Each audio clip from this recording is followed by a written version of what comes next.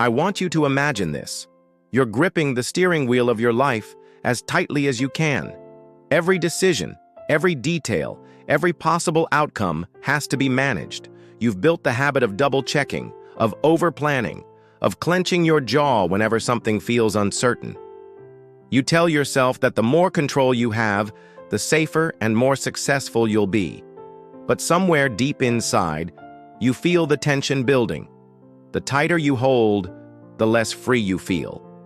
And in the quiet moments, when plans unravel or people don't behave the way you expect, it hits you. Control is slipping through your fingers anyway. That's the control paradox. The strange truth that the more you try to control life, the less control you actually experience. And paradoxically, when you loosen your grip, when you learn to let go, you often gain a deeper sense of power than you ever imagined. We see this in small ways every day. Think about falling asleep. The harder you try, the more elusive it becomes. Your body only drifts off when you release the effort. Or think about relationships. The more you try to control another person's feelings, the more resistance they feel. Love grows in freedom, not in chains. These aren't just quirks of life. They recluse to a bigger principle. Control pursued too tightly turns into its opposite. Consider a story. David, a high-performing executive, prided himself on control. He micromanaged his team, tracked every number, mapped every outcome. For a while, it worked. Results looked good. But slowly, his team lost motivation. They stopped taking initiative, stopped thinking creatively. They felt suffocated. One by one, his best employees left. David couldn't understand it. He thought he was being responsible, but in trying to control everything, he had created less control overall. The very thing he feared, chaos, was now his reality. Psychologists call this the illusion of control. We think our grip is stronger than it really is. Research by Ellen Langer at Harvard showed that people often overestimate their influence over random events.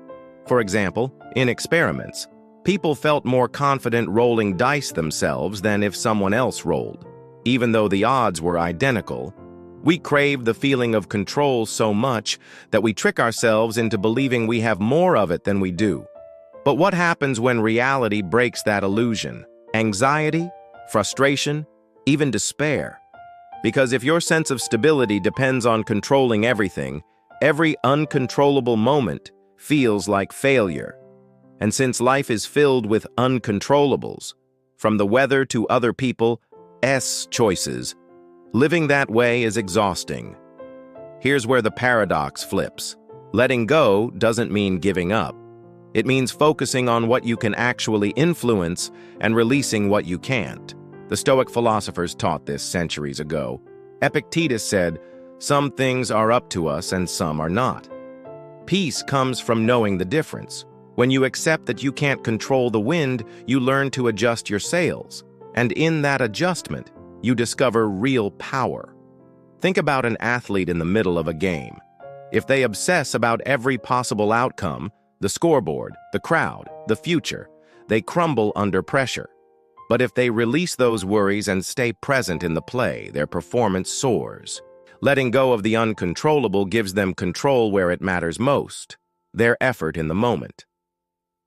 I remember reading about a study on stress.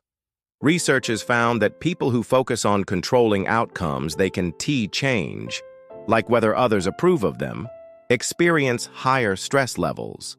But those who focus on controllable actions, like their preparation, their attitude, their behavior, report lower stress and greater satisfaction.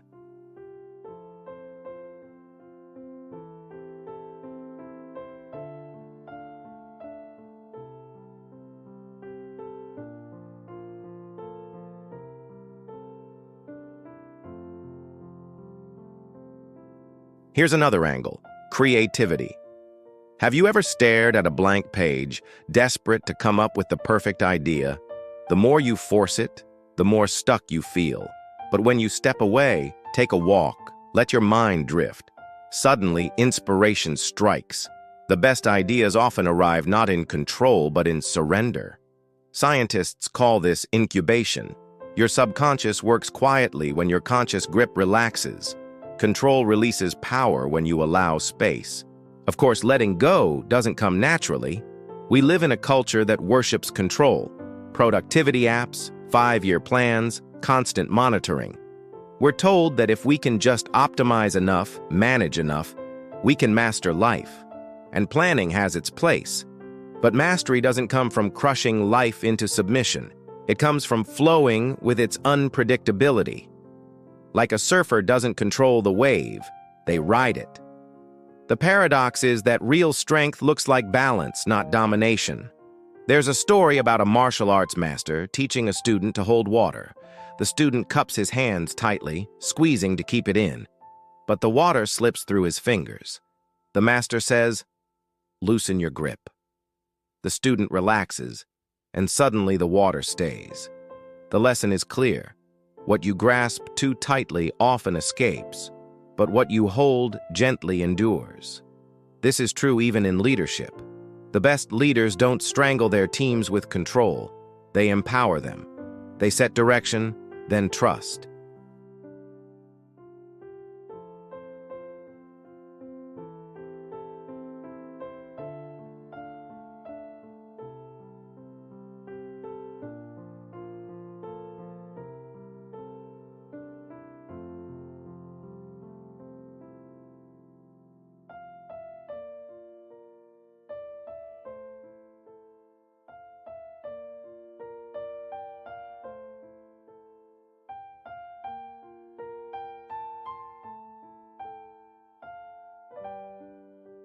It is the worker who stops trying to control the whole economy and instead focuses on showing up with integrity each day.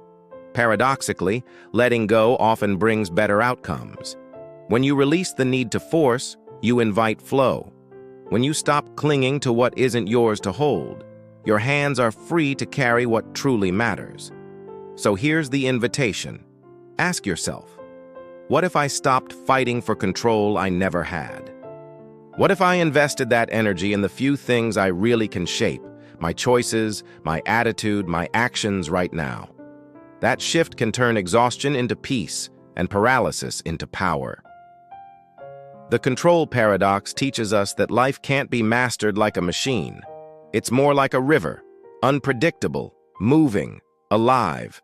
You can fight the current, or you can learn to ride it. The choice is yours. And the irony is this.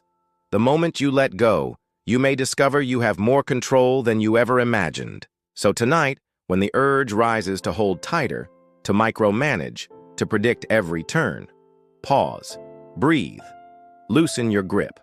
Trust that life isn't asking you to strangle it into obedience, it's asking you to dance with it. And in that dance, in that letting go, you may finally feel the kind of power that lasts.